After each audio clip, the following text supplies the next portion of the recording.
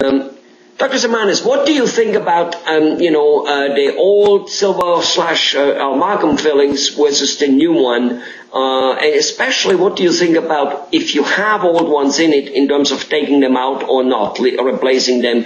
I'm sure that most dentists put, the new ceramic type of, or the whatever,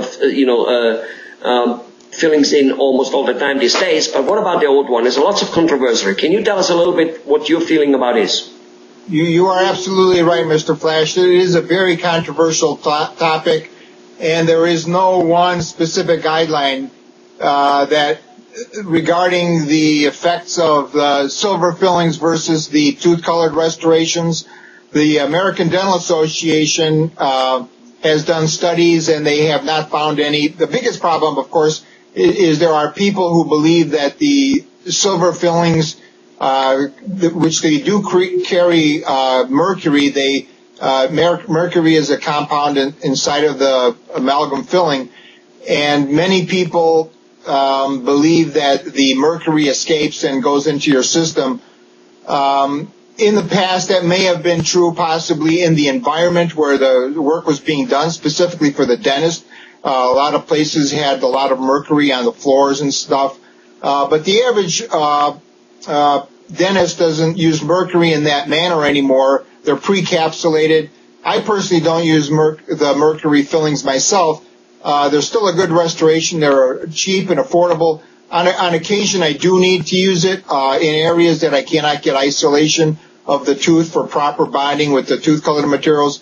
I just prefer using the new bonded materials for kind of like to protect the teeth a little bit better. You could be more conservative in your preparations. You don't have to drill away usually as much tooth if you have need a filling because there's a chemical bond that connects the filling to the tooth versus the silver fillings need to have a mechanical bond where you need to then grind away more tooth to make the filling stay in the inside of the tooth.